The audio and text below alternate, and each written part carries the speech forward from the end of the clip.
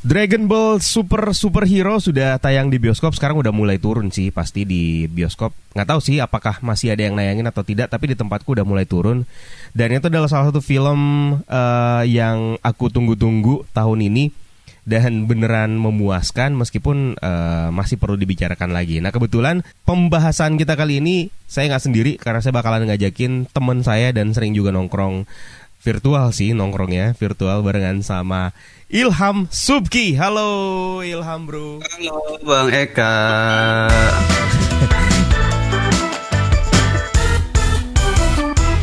Gimana kabarnya? Baik dong. Abis jalan-jalan luar negeri kayaknya. Iya, itu gue nonton Dragon Ball Superhero juga setelah pulang sih, nggak hari pertama. Karena hari pertama itu waktu itu gue masih di sana, masih di luar. Masih di luar negeri? Iya. Di luar negeri gimana? Nggak ada penayangan ini? Ada.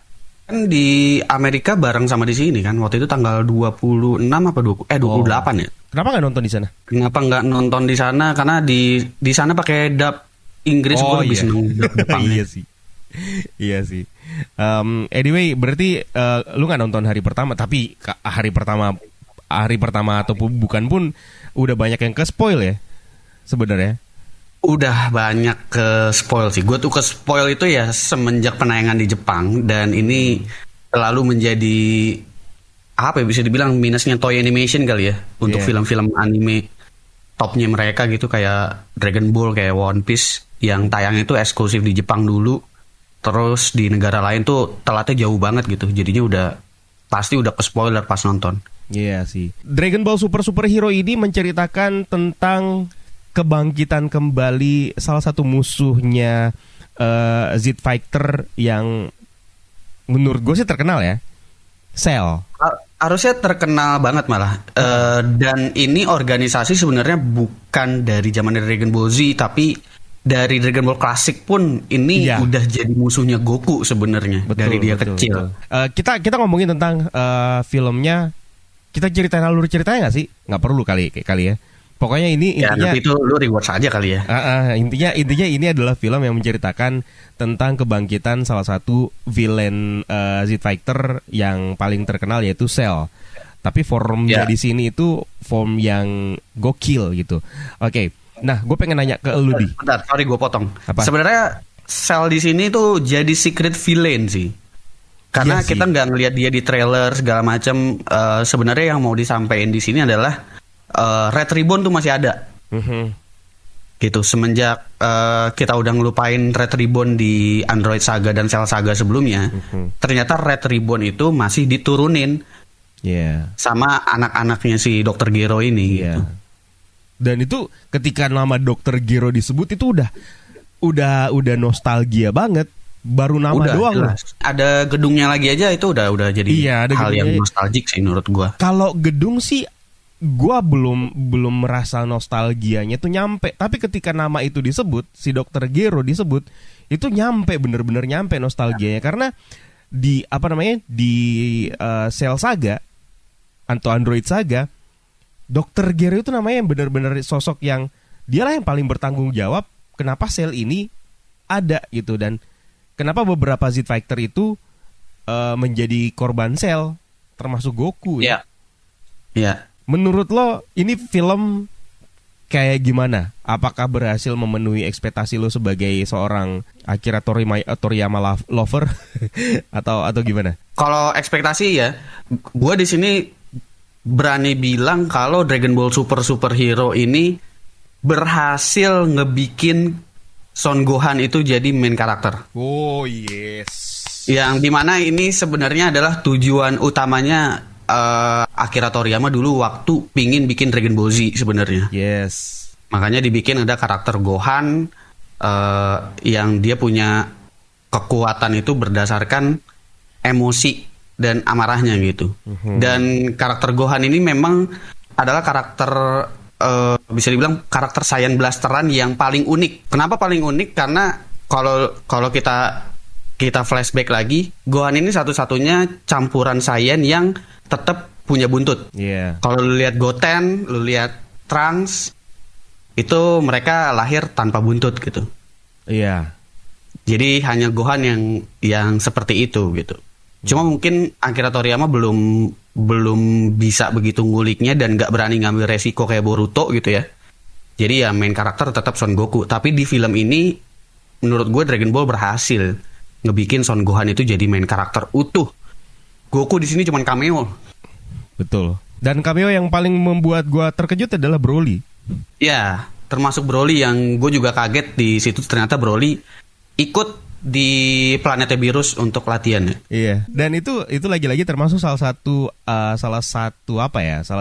momen yang bikin gue nostalgia banget karena kalau untuk movie Dragon Ball Super Broly itu menjadi salah satu film favorit gue. Iya, kalau secara animasi gue juga ngerasa nostalgianya dapat itu di Dragon Ball Super Broly karena dia pakai animasinya benar-benar animasi tangan dan ala-ala 90-an banget ya. Iya, betul. Iya, kalau di Dragon Ball Superhero ini dia mau adopsi CGI full. Bener. Jadi itu 3D sebenarnya. Kita kayak ngeliat cutscene game. Menurut lu gimana dengan treatment itu? Itu kayaknya menjadi salah satu treatment yang banyak dikeluhkan oleh banyak fans Dragon Ball ya. Kalau gue sendiri sih, gue gak ngerasa itu sebagai suatu hal yang ngeganggu di mata gue. Apalagi gue gak mainin gamenya. Nah, komentar yang paling lumrah yang kita temuin adalah nonton film ini itu seolah-olah kita lagi nonton gamenya. Iya. Tapi sebenarnya treatment CG-nya di sini menurut gue better, jauh banget daripada animasi di game. Oke, itu beda banget. Jelas. Beda banget. Di sini benar-benar gue ngelihat 3 dimensi itu rasanya 2 dimensi.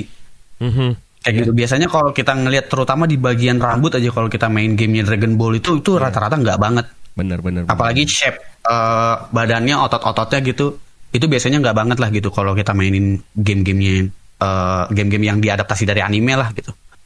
Itu biasanya kelihatan banget 3D gitu. Tapi di sini enggak sih. Lu main di sini gue main paling terakhir gue main Dragon Ball Fighter Z sama Dragon Ball Z Kakarot itu gue main. Oke. Di sini menurut gue benar-benar jauh lebih better sih daripada di game. Menurut gue justru malah kayaknya game harus pakai tipe animasi yang kayak begini deh. Kalau memang mau benar-benar deket ke ininya ya, ke stylenya gitu ya. Gue bahkan ngerasa, gue bahkan di beberapa titik gue baru nyadar kalau ini adalah 3D. Jadi kesan 3D-nya itu di gue pada saat pertama kali nonton hampir bisa dibilang terminimalisir. Jadi gue nggak ngerasa kalau ini 3D gitu. Iya, iya gak sih? Memang treatmentnya menurut gue di sini bagus banget sih. Dia bisa ngebikin ini full CG, tapi gue tetap kok ngeliatnya kayak anime gitu. Benar, itu yang kesan itu yang nggak ngerusak gitu loh. Beda. Soalnya gue pernah lihat gue pernah lihat tampilan di gamenya. Itu tampilan di gamenya emang benar-benar kayak aneh aja gitu. 3D gitu kan. Aneh, rasanya aneh. Tapi di sini nggak ada sama sekali kesan itu, nggak ada sama sekali. Jadi untuk hal tersebut di gua sih berhasil ya. Di gua berhasil. Nah sekarang gua sejauh ini sih happy. Tapi memang kalau misalkan harus milih style mana yang gua lebih suka, jujur gua lebih suka stylenya Dragon Ball Super Broly. Oke, sama sih. Gua juga suka banget. Itu goresan tangannya tuh berasa banget. Betul. Dan itu semua Toriyama yang gambar sih memang, jadi kelihatan banget bedanya. Dan every aspek dari film tersebut itu gue suka banget dari Broly. Every aspek. Tapi ini Broly yang ini ya, Dragon Ball Super Broly, Broly yang Broly canon, yang pertama. Bukan Broly yang non canon saat itu. Karena kan ini Broly baru di-canonkan sama Toriyama. Bener. Dan kalau yang lama sih itu cuman kayak bocah marah-marah doang. Nah iya bener, nggak ada sama sekali isinya. Tapi kalau yang kemarin Dragon Ball Super Broly itu bener-bener salah satu film terbaik Dragon Ball yang gue pernah nonton gitu loh. Nah, di sini alasannya di Dragon Ball Super Broly ya, itu Broly itu punya alasan lebih jelas kenapa dia tuh begitu. Bener. Dan pada akhirnya gara-gara ditangisin sama Kakarot di sebelahnya terus dia jadi marah-marah sampai tua gitu. Enggak gitu. Itu nggak jelas banget emang. Dan pada akhirnya tradisi Dragon Ball itu adalah menjadikan villain itu menjadi teman dekatnya si Kakarot, si Son Goku. Ya. Dan itu karena rata-rata Goku tuh ya nggak mau bunuh. Bener. Dan dia malah lebih suka kalau ada tandingannya. Kalau bisa gue nggak mau bunuh dia kalau gue ketemu yang kuat. alasannya bukan karena Goku baik, tapi alasannya biar besok gue bisa berantem lagi sama dia gitu. Nah itu makanya Goku itu orangnya sifatnya yang ada dalam otaknya itu adalah berantem dan berantem doang, bukan doang. Jadi bukan karena Goku baik. Dan ini salah satu perbedaan Goku dengan Gohan. Iya, karena Gohan manusia. Bener. Gitu. Dia manusia bumi gitu, setengah manusia bumi. Jadinya rasa kemanusiaannya itu ada. Ya kalau bisa damai aja lah gitu. Iya. Makanya kan kecintaan dia sama binatang, sama tumbuhan gitu kan, itu erat banget gitu. Dan ini ada kaitannya juga sama waktu di Android Saga atau di Cell Saga, yang dimana dia tuh seneng banget sama Android 16 yang memang cinta juga sama lingkungan, sama makhluk hidup gitu. Makanya itu trigger dia waktu itu untuk mencapai ke Super Saiyan 2, trigger paling akhirnya kan itu gitu. Waktu Android 16 mati gitu. Iya, waktu Android 16 ditelen. Android 16 ditelan ya? Enggak. Telen sih. Dia 17 dia yang benar-benar ditelan ya? udah dicompang-camping sampai palanya buntung, terus terakhir palanya diinjek gitu. Yang sampai ditelen hancur. 17 doang ya berarti ya? 17 18 yang 17 ditelan. 18. Iya benar-benar. Ya, tapi 18 berhasil dimuntahin. Oh, sorry. Iya, gue salah hitung. 16 itu yang cowok ya. Sorry. Ya, yang cowok paling gede. Sorry. Pure Android dia. Benar. Pure robot. Yang pasti gue pernah bilang kalau Dragon Ball superhero ini jujur saja gue agak kecewa dengan movie ini di aspek Cell-nya, si secret villain-nya gitu. Iya. Kenapa? Karena Cell itu adalah salah satu villain selain Majin Buu yang selain Frieza yang paling gue favoritin karena berhasil memainkan psikologi gue sebagai pembaca manga waktu itu, dan itu gue benar-benar terpengaruh banget. Beda dengan Frieza. Kalau Frieza itu menurut gue ya, sorry kalau misalnya ada yang gak setuju, menurut gue Frieza tuh kalau di Frieza Saga itu ceritanya, storynya itu terlalu bertele-tele dan cuma ada beberapa adegan yang membuat gue tuh ngerasa relate dengan ceritanya. Tapi di Cell Saga itu ada banyak banget cerita yang relate banget dengan gue gitu. Termasuk ketika Goku tiba-tiba divonis mengidap penyakit yang nggak bisa disembuhin dengan apapun, bahkan dengan kacang Senzu. Kacang senzu itu nggak bisa disembuhin sama sekali. Karena kacang senzu tuh memang nggak bisa nyembuhin penyakit, bener. Dia hanya bisa nyembuhin luka fisik gitu yang dia buatkan mungkin kalau lu jatuh, kalau lu habis ketonjok orang atau gimana. Tapi kalau penyakit memang nggak bisa. Penyakit alami itu nggak bisa. Penyakit alami nggak bisa. Itu yang bikin gue, wah ini gue terkuras emosi gue di situ. Tokoh utama kita dimatiin, terus muncul hero baru gitu. Si Gohan, hero baru yang gue waktu baca pertama kali manganya itu gue ngerasa antara rela dan gak rela gitu. Yang gue senang lagi juga dari Android Saga atau Cell Saga itu di Dragon Ball Z adalah kenekatannya Goku juga sih, untuk ngasih semua tanggung jawabnya itu ke Gohan. Sepercaya itu sampai yang lain pada kesel sama Goku. Waktu Cell Game itu dia baru berantem bentar, habis itu dia bilang gue nyerah. Kalau lu nyerah, kata si Cell, mau siapa yang lawan gue? Di sini yang paling kuat lu. Enggak ada yang lebih kuat dari gue. Gohan turun gitu. Iya. Terus habis itu si Cell-nya dikasih kacang senzu sama si Goku dengan bodohnya. Cell nih ambil, terus dimakan sama si Cell-nya lukanya sembuh lagi. Suruh lawan Gohan anjir. Iya. Itu kan agak gila ya sebagai bapak gitu ya. Bener. Apa Piccolo aja kesel gitu. Piccolo yang lebih kesel sama Goku gitu, karena dia yang ngerawat si Gohan dari kecil kan. Balik lagi ke Dragon Ball Superhero. Ya. Di sini kita bisa ngelihat seberapa mengabdinya si Piccolo dengan keluarganya Gohan gitu. Iya. Jadi kita bisa ngelihat sisi lainnya Piccolo lagi gitu. Sekarang udah jadi babysitternya Pan dia, bukan babysitternya Gohan lagi. Iya. Dan treatment dia lebih manusiawi ya di sini gitu. Beda ya, beda ketika dia dengan Gohan ya. Iya. Karena mungkin dia udah ada ikatan emosional sama Gohan. Ketika dia ngelihat Pan, dia berasa ini cucu gua gitu. Iya. Ini cucu gua sendiri dari anak yang dulu kecilnya gua rawat gitu. Ngejemput sekolahnya ya kan. Latihan bareng juga sama si ini, terus Fidel nyariin juga video call, punya HP Piccolo nih. Tapi balik lagi tadi, gue bilang gue kecewa dengan di aspek Cell-nya dari film ini, Dragon Ball Superhero. Kenapa? Karena kesan apa sih namanya yang Cell itu, yang di Cell Saga waktu Android Saga itu beda jauh dengan Cell yang ada di sini. Cell yang ada di sini sekedar beringas doang, sekedar gede. Ini marah-marah nggak jelas aja emang Cell. Marah-marah nggak jelas ya kayak gitu. Gue juga bisa akuin sih film superhero ini memang lebih ngasih fan service buat fans-fansnya Dragon Ball yang memang udah lama. Benar. Jadi sekedar diadain aja aspeknya, dan aspek yang kurang dulu kayak misalkan Krillin kurang begitu berguna, di sini jadi jauh lebih berguna, terutama jurus-jurusnya dia kayak Kenzan gitu-gitu. Jadi lebih kepake yang kayak gitu-gitunya. Tapi kalau soal motivasi dari Red Ribbon-nya sebenarnya menurut gue kurang kuat. Iya, kurang kuat, benar. Di situnya motivasi Red Ribbon-nya di sini kurang kuat. Sebelum Cell muncul, gue tuh berharap, oke, gue bakalan lihat Cell yang lama dulu nih.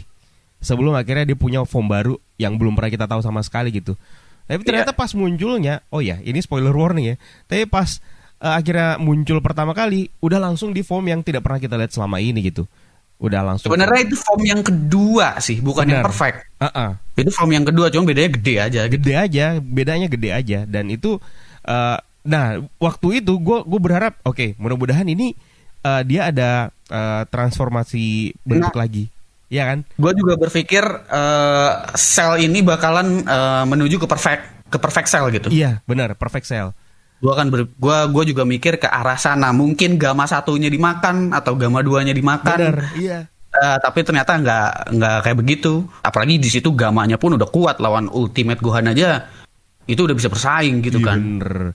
Piccolo aja dibuat susah sama si gamma. Iya. Gamma ini Piccolo. Dan Piccolo juga punya form baru ya.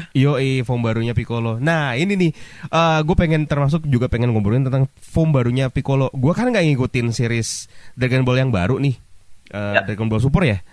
Ya. Gue nggak ngikutin Dragon Ball Super karena, dan itu juga gue butuh waktu banget untuk mau ngejar series tersebut. Nah sekarang itu didapat dari mana form barunya Piccolo ini? Apakah diceritakan form di barunya Dragon Ball Piccolo ini belum pernah ada di Dragon Ball Super sekalipun sebenarnya. Jadi baru ada di Dragon Ball Superhero ini pertama kali. First appearance ya? First appearance-nya gitu. Nah, dapatnya dari mana gitu? Sebenarnya mungkin di sini Akira Toriyama mengcanonkan lagi apa yang udah ada di movie sebelumnya. Jangan jadi bilang itu dari Tenkaichi Budokai.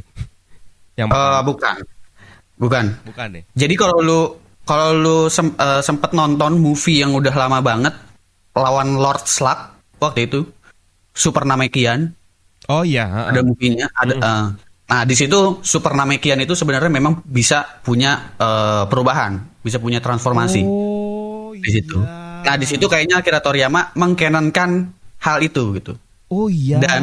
Betul. Ya, dan si Piccolo ini kan memang sebenarnya adalah tipe petarung, dia Super Namekian sebenarnya. Benar. Gitu. Oh iya. Nah, cuma untuk meng-unlock ini Piccolo nggak tahu caranya gimana. Di satu sisi Namek udah nggak punya guru yang tua gendut gitu yang bisa unlock potensial itu. Jadi cara dia unlock itu kemarin kan pakai Dragon Ball. Statusnya Dende masih hidup gak sih? Dende masih hidup, tapi Dende kan nggak punya kekuatan kayak guru yang bisa unlock potensial. Jadi dia minta sama Dragon Ball sama Shenlong. Iya, Shenlong yang akhirnya meng-unlock itu. Dibuka gitu. Potensi unlocknya gitu, sama pengetahuan untuk transformasinya. Jadi dia di situ baru berhasil. Jadi sebenarnya udah bisa gitu.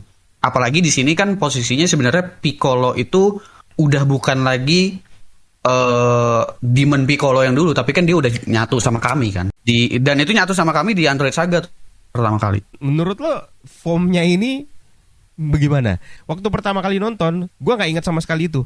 Yang pertama kali gue nonton, masa sih gara-gara Shenlong doang yang nge-unlock potensi dirinya untuk bisa berubah menjadi form barunya itu, dan at least cuman gara-gara gitu doang gitu. Kenapa nggak pada saat waktu lawan Majin Buu dia nge-unlock itu gitu kan? Nah itu. Tapi sebenarnya di trolling juga sama beberapa hal yang kesannya lupa. Ketika Piccolo di superhero ini dia jadi gede. Dia tuh lupa kalau dia tuh bisa jadi gede. Iya makanya. Dan itu Krillin ngingetin, lu waktu lawan Goku lu bisa jadi gede juga gitu. Kata si Krillin gitu. Terus makanya waktu di Tenkaichi Budokai pertama kan, dia kan gede tuh, jadi gede. Nah gue cuman mikirnya dari situ. Tapi perasaan waktu itu nggak se-OP ini deh. Ini OP banget. Tapi kalau transformasi bukan lupa gitu, melainkan dia nggak tahu caranya Iya. untuk ngebuka potensinya dia ini. Dia tahu kalau dia punya potensi itu, tapi dia nggak tahu caranya gimana gitu. Sementara guru udah nggak ada Nah, untuk unlock itu. tapi kalau bicara tentang Piccolo, selain Gohan ya, akhirnya gue merasa puas dengan perlakuan film terhadap Piccolo ini. Karena selama ini kan Piccolo itu termasuk salah satu Z Fighter yang dulunya adalah villain favorit gue, yang mungkin bisa dibilang salah satu karakter yang sangat gue nggak rela kalau dia dimatiin. Iya, gue juga nggak rela kalau dia mati. Hubungannya dia dengan Goku dan Gohan itu adalah sesuatu hal yang menghibur banget gitu loh, menghibur Dan Piccolo ini adalah karakter yang punya karakter development paling baik menurut gue di Dragon Ball. Iya, benar. Yang paling baik di Dragon Ball. Yang kedua Vegeta. Gue suka banget, maksudnya gue suka banget mereka nge-treat Vegeta sebegitu apa ya, meskipun jahat tapi tetap dicintai oleh banyak orang gitu loh. Iya. Vegeta juga termasuk salah satu yang gue kesel banget kalau karakter itu dimatiin. Orang yang pas Vegeta di Buu Saga itu bunuh diri meledak aja. Iya. Zamannya gue bocah sih, gue sedih sih. Nah, syukurnya lagi-lagi balik lagi ke filmnya, Piccolo ini termasuk salah satu, akhirnya gue bersyukur akhirnya memperlakukan Piccolo sebagai karakter yang sebagai penggerak utama cerita gitu loh. Yang selama ini mungkin bisa dibilang Piccolo itu nggak pernah diperlakukan seperti itu. Paling Piccolo tuh terlalu kalem. Di sini kita bisa ngelihat sebenarnya gerak-geriknya Piccolo tuh kayak gimana sih? Komunikasinya dia si Piccolo tuh sebenarnya gimana sih gitu. Nah, gue ngerasa di film ini dia benar-benar tanpa dia itu nggak bakalan ada pertarungannya Gohan dengan Cell di sini. Nggak jalan sekali. Dan satu hal yang bikin gue puas juga adalah ketika mereka tidak segalanya melulu tentang Goku dan Vegeta. Iya, makanya di sini berhasilnya. Itu bisa mencuri penonton tanpa karakter utamanya dia sendiri, yaitu Son Goku. Berhasil ngegeser karakter utamanya ke Son Gohan, ditambah dengan sidekick si Piccolo gitu. Iya, benar. Dan padahal kan premisnya simpel ya, Pan diculik doang gitu. Nah, yang gue kesel Vegeto. Gotenks. Gotenks, sorry. Vegeto yang gede ya? Iya. Gotenks. Lagi-lagi dijadiin bahan lelucon gitu. Iya. Tapi memang Gotenks karakternya memang banyol dari zamannya Buu Saga. Pertama kali berhasil fusion aja, itu Gotenks tuh langsung konyol-konyolan. Gue udah berhasil fusion, ini form sempurna gue. Dia langsung keliling bumi nyariin si Buu, pulang-pulang bonyok. Enggak, maksud gue gini, mereka lebih memilih untuk menampilkan sisi konyolnya Gotenks daripada form sempurnanya dia. Selalu aja salah-salah pada saat fusion gitu. Logis loh. Dia 2 kali salah di situ, berarti dia udah buang waktu 1 jam. Itu logis. Dengan pertarungan 1 jam, ya. Iya, udah nggak keburu buat dia jadi form sempurna. Emang bener. Gitu. Gila, lu kesalahan. Tapi itu termasuk salah satu poin yang untuk kepentingan jokes itu berhasil banget untuk sebagai recall back ke cerita-cerita dulu. Gue malah jadi ingat ketika mereka pertama kali belajar fusion untuk pertama kali, dan itu berapa kali gagal gitu kan. Dan mungkin juga kenapa dibikin gagal di sini karena Goten sama Trunks ini memang udah lama nggak praktekin itu. Iya, betul. Itu udah dijelaskan sih. Dan sejauh ini di Dragon Ball Super, sekali-kalinya Gotenks itu keluar waktu arc yang awal-awal, waktu arc yang Battle of God. Itu pun udah tinggal disentil doang sama biru, selesai udah. Iya. Padahal udah Super Saiyan 3 si Gotenksnya. Overall sebenarnya ini adalah film yang sangat memuaskan banget. Gua sebagai penggemar lama Dragon Ball yang belum mengikuti Dragon Ball series yang barunya gitu. Bahkan secara timeline sebenarnya Dragon Ball Superhero ini timelinenya memang udah timeline paling baru, karena si Goten sama Trunks-nya udah kelihatan di situ. Dia udah remaja. Iya. Ya, di situ udah remaja. Pan-nya udah mulai tumbuh dewasa. Kalau kita nonton Dragon Ball Super. Hah? Satu lagi, Ki. Model rambutnya Goten akhirnya dirubah nggak menyerupai Goku. Iya, udah berubah. Jadi ini kalau ngomongin timeline, ini timelinenya udah deket ke timelinenya End of Z waktu Dragon Ball Z tamat. Iya. Ya kan, ingat kan? Ah itu kan Goten sama Terang udah remaja tuh. Iya. Dan si Pan-nya juga udah lebih dewasa kan. Dia udah bisa ikut turnamen bahkan. Nah, memang kan Dragon Ball Super ini timelinenya diambil beberapa tahun gitu sebelum End of Z itu, sebelum Dragon Ball Z tamat itu. Jadi kalau lu baca manganya pun itu karakter itu. Iya. Yang terakhir pas Dragon Ball Z tamat dibawa sama Goku, itu memang baru muncul. Itu. Jadi plot hole-nya tuh di Dragon Ball Z tamat itu kan masih banyak banget. Dibukanya di Dragon Ball Super ini gitu. Super. Dan ini udah nandain kalau ini udah ada di ujung udah ada di ujung timeline nih. Yeah. Tapi masih ada plot hole-nya lagi karena masih ada yang bolong dari terakhir Dragon Ball Super sama di manga yang baru keluar. Nah, itu apa ya mungkin nanti itu di series yang akan datang gitu. Nah, sekarang di antara semua movie ya, kita bicara movie ya. Di antara semua movie setelah Dragon Ball Superhero ini, yang mana yang terbaik menurut lo? Super Broly sih. Broly. udah ketahuan ya kenapa gue nanya ya. Iya. Tapi yang menariknya kan sekarang dari Dragon Ball Super, Toei Animation tuh ngebikin movie-nya itu canon. Iya, betul. Dulu itu kan beda sama sebelumnya. Iya, jadi mulai dari Battle of God, Resurrection of F gitu. Abis itu Broly, berarti abis itu yang superhero ini tuh canon semua. Oh iya, gue pengen ngebandingin ini tadi sebenarnya antara Resurrection F dengan dengan superhero ini. Resurrection F itu ngebangkitin kembali Frieza kan, dan di situ Frieza dapat form barunya, Gold Frieza. Itu yang gue sayangkan dari superhero ini, meskipun ya dia adalah secret villain si Cell ini, tapi gue pikir dia bakalan dapat sama seperti apa yang didapatkan sama Frieza, Gold Frieza itu. Itu alasan gue kenapa dari tadi gue bilang ini gue yang keselnya di situ adalah di bagian itunya doang sih, karena Gold Frieza itu diberlakukan sedemikian istimewanya sampai dibangkitkan, sampai bahkan mendapatkan judul. Frieza tuh karakter kesayangannya Toriyama, udah nggak bisa didebat. Kalau di manga udah punya form lagi Friezanya. Di manga udah ada form lagi Frieza. Iya. Black Frieza. Gold Frieza ya segitunya, apalagi Black Frieza, gila sih. Soalnya kuncinya kan Frieza ini selama dia latihan, dia bisa lebih kuat lagi kan? Karena dia tuh disebutnya mutant frost apa gitu. Jadi rasnya dia tuh sebenarnya nggak kuat-kuat amat, tapi dia nih mutasi gitu. Keluarganya dia ini. Jadi dia kalau misalkan latihan dalam berapa waktu itu naik kekuatannya sebenarnya bisa jauh banget. Makanya di Resurrection F itu kan dia ngomong dia cuma latihan berapa bulan gitu. Latihan berapa bulan, balik-balik dia udah bisa nyaingin Super Saiyan God. Iya. Dan di manga, lu tahu kan kalau di Dragon Ball itu ada time chamber. Ada, iya. 1 hari di situ sama dengan setahun. Dia latihan 10 hari di situ. Siapa? Frieza. Si Frieza? Iya. Latihan di time chamber. Dia masuk ke situ latihan 10 hari. Jadi sama dengan dia latihan 10 tahun. Gimana coba? Tapi mungkin kenapa Cell di sini nggak begitu diangkat, ya, nggak dipanjangin gitu. Karena Cell itu dia menurut gua 100 villain gitu, 100 villain gitu, 100% villain. Iya. Gitu. Beda sama Frieza yang dia tuh punya motif gitu. Dan motif dia tuh setelah dia tahu dia nggak bisa ngalahin Saiyan, motif dia tuh ya cuma pengen nguasain dunia aja, pengen nguasain universe aja, gitu dengan bisnis planetnya dia. Makanya kan ketika dia udah dihidupin lagi di Dragon Ball Super juga, sebenarnya kan dia udah mati tuh, lagi kan di mati lagi. F kan. Dia berhasil dihidupin lagi karena Universe 7 menang sesuai janjinya sama si Whis dihidupin di Dragon Ball Super. Jadi dia udah hidup lagi berkelana. Dan kerjaan dia jadi kayak gitu. Jadi benar-benar kayak villain yang memang licik aja.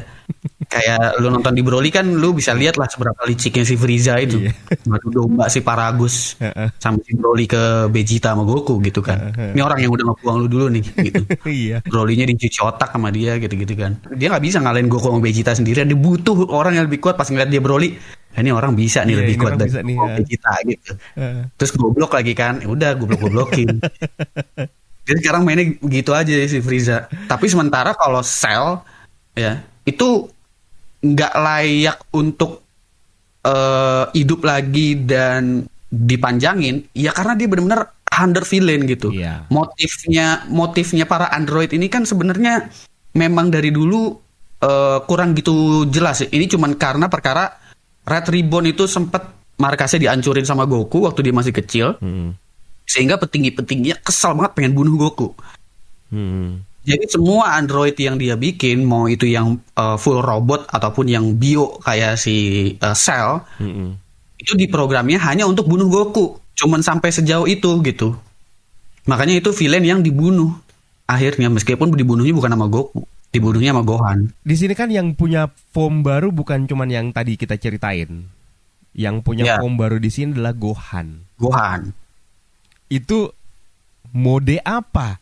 Dan apakah itu diceritain di Dragon Ball series yang baru Super? Atau nggak ada? Nggak ada ya? Nggak ada, Dragon Ball Super nggak ada. Menurut lo ini form apa? Dan dia dari mana dia bisa dapat bisa dapat form ini itu? Oke. Pertama nih ya, ini udah treatmentnya Dragon Ball Super nih.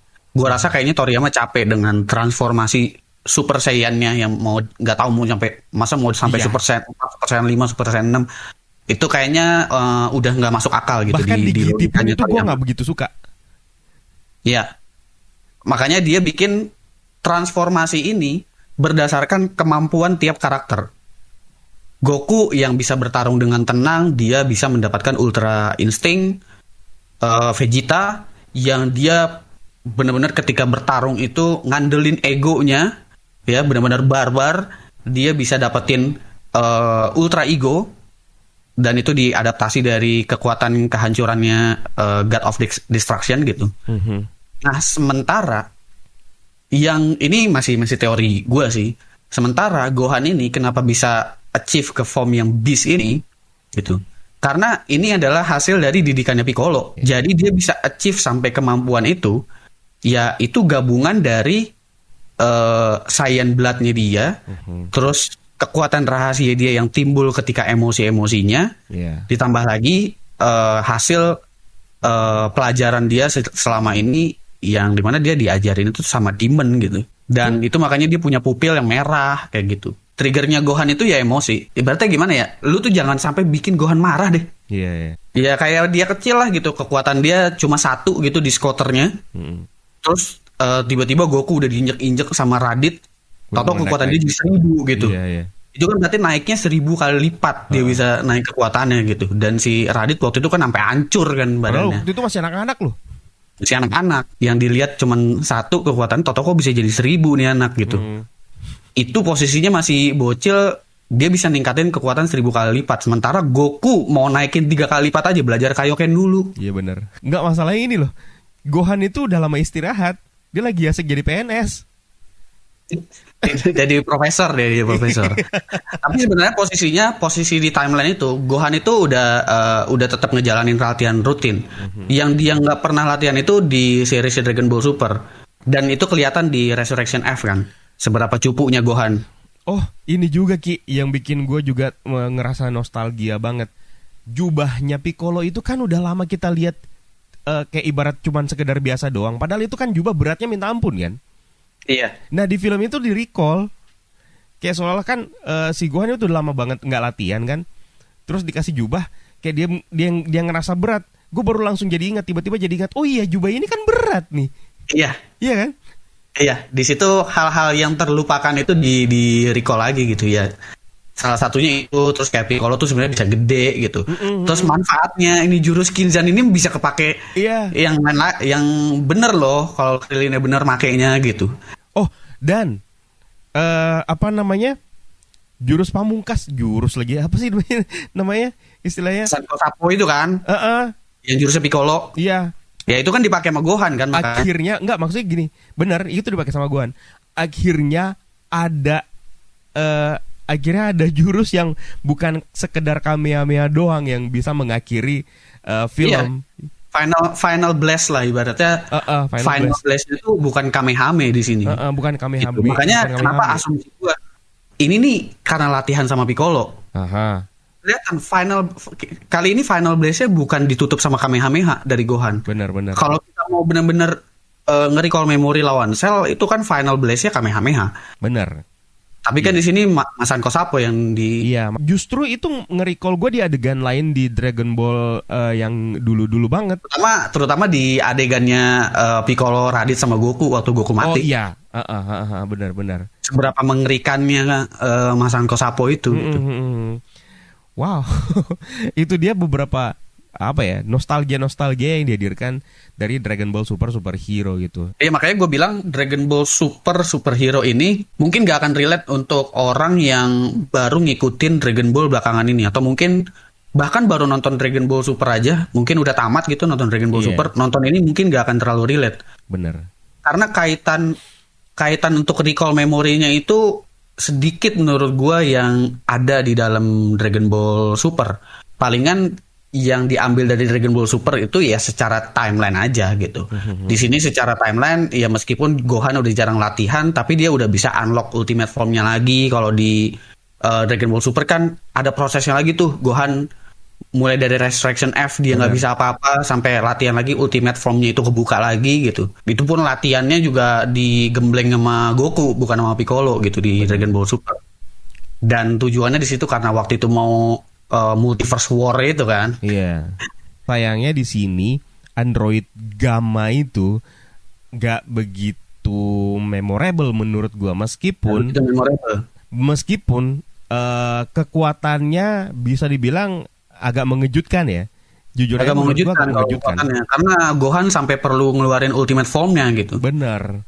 Buat ngelawan Gamma 1 dan Gamma 2. Jauh lebih memorable Android 16.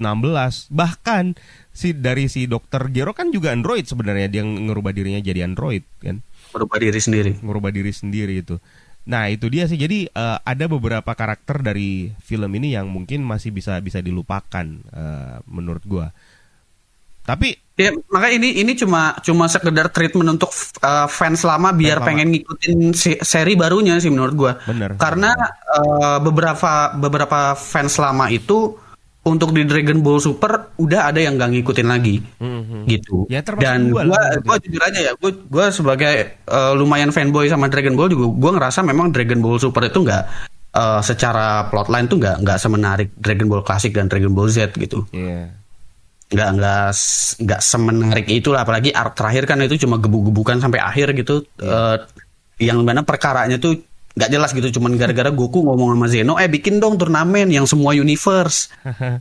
Terus ternyata si Zeno-nya mau gitu, dan dewa-dewa sama malaikat lain kan takut sama Zeno, jadinya mau nggak mau diturutin. Itu dasar karena otaknya Goku itu otaknya bertarung. Iya gitu, cuman perkara kayak gitu. Kalau kita ngeliat di Dragon Ball Z kan permasalahan itu berantai kan dari saga ke saganya, dari arc ke arc-nya gitu. Kayak dari Saiyan Saga ke Frieza Saga itu kan ada bridging yang bagus banget gitu. Si Vegeta balik gitu, Krillin dapat informasi kalau Dragon Ball tuh nggak cuma ada di bumi loh. Iya. Jadi tolong mayat-mayatnya dipisahin gitu. Berantemnya jangan di sini, takutnya mayatnya ikut hancur. Oh kenapa emang, kata si Goku gitu. Iya, gue dapat informasi dari Vegeta kalau Dragon Ball tuh ada di planet Namek namanya. Tapi gue nggak tahu cara kesana gimana. Itu kan akhirnya nyari dulu pesawatnya. Lebih murah hati malah di Namek. Lebih murah hati Dragon Ball-nya di Namek. 3 permintaan bro. Iya, 3 permintaan. Karena kan itu sumber orang-orang Namek yang bikin. Dan ternyata ada lagi sumbernya yang lebih gede kan. Dragon Ball Super itu gede planet bolanya. Gitu. Itu maksudnya bridgingnya lebih jelas gitu di situ. Dan ngemulai originnya pun Dragon Ball Z kan dibuka dengan bagus. Dia buka originnya Goku. Yang selama ini belum kebuka gitu. Gini loh. Sementara Dragon Ball Super tuh treatmentnya nggak kayak gitu. Dragon Ball Super tuh ini ajang gebuk-gebukan aja udah terus nih. Gue mikir gini, si Goku itu kan otaknya yang ada dalam otaknya itu kan bertarung. Gelut gitu. Gue malah jadi sempat mikir, berarti ini Gohan itu bener-bener rezekinya Cici ya. Karena jangan-jangan si Goku ini kalau misalnya pengen begituan sama si Cici, mungkin menganggap Cici itu sebagai villainnya. Ya nggak tahu, mungkin Goku digituin sama Cici ya karena faktor Goku takut sama Cici doang. Iya sih, ya Goku emang takut sama Cici loh. Iya. Tapi kalau ngomongin ya karakter Gohan ini pun ya ini bisa dibilang berkah buat Cici ya ada benernya. Karena Goku kan males kerja, Iya. pengangguran, nggak punya duit, Heeh. ya kan? Gohan bisa nikah sama Fidel itu kan udah hal yang bagus ya. Dia kan orang kaya, bapaknya miliarder gitu, pemain gulat. Kayak waktu di Dragon Ball Z kan awalnya nggak tahu si Cici kalau ini anaknya Mr. Satan kan. Iya, Satan. Ketika tahu dia anak Mr. Satan udah langsung disetujuin. Jadi kapan mau nikah langsung gitu kan. Padahal baru juga datang ke rumahnya buat latihan terbang doang waktu itu. Dan Pan di sini sudah bisa terbang ya. Pan udah bisa terbang, udah ya dia latihan berantemnya di sini dibuka lah kalau ternyata dia bahkan latihan berantemnya sama Piccolo gitu, bukan sama Goku. Iya. Kalau kita ngelihat di GT kan kayaknya Pan itu deket banget sama kakeknya ya, sama Goku. Tapi di sini kayaknya si Toriyama mau ngunjukin enggak, Pan itu keluarganya Gohan, Iya. dan dia tuh nggak bisa dekat sama Goku. Dia nggak bisa diajarin sama Goku, bisanya diajarin sama Piccolo gitu. Bener. Dan itu udah diunjukin juga sih di Dragon Ball Super. Waktu itu ada adegan, ada si Goku, Pan, sama Piccolo kayak gitu. Si Goku tuh kalau ke si Pan tuh, Pan itu dilempar ke atas sampai keluar bumi anjir. Dia kayak ngelempar-lempar anak gitu, diuncang-uncang gitu. Cuman terakhirnya dilempar sampai kayak keluar bumi gitu. Kocak. Terus si Piccolo-nya tuh sampai marah-marah gitu. Kocak. Si Goku iya, dari situ udah diunjukin gitu. Kalau Goku memang dia tuh nggak bisa jadi orang tua yang baik. Gitu. Iya. Bahkan kakek yang baik pun nggak bisa gitu. Iya. Dan itu yang gue suka dari Dragon Ball sebenarnya. Treatment humornya itu, komedinya itu selalu dapet gitu. Di waktu yang tepat. Iya. Di waktu yang tepat. Di waktu yang tepat. Dan itu biasanya di momen-momen yang udah mulai santai gitu, Iya. arc udah berakhir gitu. Bener. Cuma di situ doang. Kalau lagi di tengah-tengahnya sih enggak sih. Iya, makanya. Tapi di film ini yang superhero sih nggak ada adegan yang sedih-sedih, nggak ada sih kalau gue lihat nih. Diculik terus jadinya sedih. Sebenarnya nggak sedih juga. Kenapa sih Gohannya itu biasa aja juga? Si Gohan tahu Pan itu punya kekuatan dan dia di situ juga emang bisa Iya. ngebebasin dirinya sendiri kan sebenarnya. Kayak gitu. Cuman kepedulian Piccolo itu. Iya, itu yang dapat banget. Dan Itu dia. bahkan di babak terakhir itu kan seolah-olah mati kan. Gue bahkan sempat mikir, aduh gila Piccolo dimatiin nih. Piccolo dimatiin, ternyata enggak juga. Tapi itu juga salah satu yang termasuk akhirnya yang termasuk nge-trigger si Gohan. Nah, Gila sih kalau Piccolo sampai mati kan berarti kan marahnya kayak gimana kayak tuh? gimana bener. Itu Piccolo digituin aja itu udah bikin Gohan dapat form Gohan Beast kayak gitu. Wah. Seberapa menakutkannya fighter yang satu ini. Nah sekarang Ki, jadi gue kan gak ikutin Dragon Ball Super Series ya. Jadi karakter terkuat di Dragon Ball sekarang itu siapa? Soalnya gini, gue menganggap Gohan Beast itu adalah termasuk salah satu karakter yang terkuat kalau dari penglihatan gue. Meskipun memang masih harus diadu lagi dengan Ultra Instinct. Kalau untuk saat ini paling terakhir ya. Berarti kalau kita ngelihat timelinenya Dragon Ball Super, masih tetap Jiren ya. Jiren kan belum kelihatan lagi. Kalau ngelihat sampai manga, Frieza yang form. Lu bayangin Goku Ultra Instinct, ada Vegeta juga di situ, lagi posisi Ultra yang Ego. Gold Frieza ya. Yang Black. Oh Black Frieza, oke sorry. Iya. Oh gue nggak tahu. Oh Black Frieza. Ditendang doang dari belakang, berubah lagi tuh Ultra Instinct sama Ultra Ego jadi Beast. Hah? Segitunya Black Frieza? Iya. Aduh gue harus nonton kalau begini. Itu baru ada di manga sih. Oh baru ada di manga? Itu baru ada di manga. Kalau di series ya sampai gebuk-gebukan multiverse itu. Sampai Jiren doang. Oh benar, seriesnya berarti belum selesai ya? Di anime? Series belum selesai. Anime belum selesai? Kabarnya sih 2023 dilanjutin ya. Berarti itu udah mulai masuk ke... Gue nggak tahu nanti movie-nya dijadiin series lagi atau enggak. Soalnya kan kalau kita ngeliat treatmentnya Dragon Ball Super itu waktu Battle of God itu dijadiin pembuka series juga kan. Iya, oke. Resurrection F juga dijadiin series juga kan, dipanjangin gitu. Gue nggak tahu nih series yang baru ini nanti dia langsung start dari manga, langsung adaptasi dari manga atau Broly diangkat dulu. Soalnya kalau by timeline itu Broly dulu, habis itu arc yang di manga ada arc-nya si Granola sama Moro, apa sih kambing itu sama si Granola itu penguasa planet. Habis itu baru superhero. Karena di superhero udah kelihatan di situ Goten sama Trunks-nya udah remaja gitu. Oke. Ki, gue harus ngakhirin ini. Soalnya bakalan panjang kalau misalnya kita ngobrolin ini. Jadi thank you so much untuk waktunya. Lu Thank you, thank bisa, gue bisa ngajakin lu untuk ngobrol-ngobrol tentang Dragon Ball. Akhirnya gue punya temen untuk ngobrol tentang Dragon Ball gitu. Dan Oh, kalian bisa datang berkunjung ke channelnya Subki, Gaptek ID. Kalian udah pasti pada tahu lah.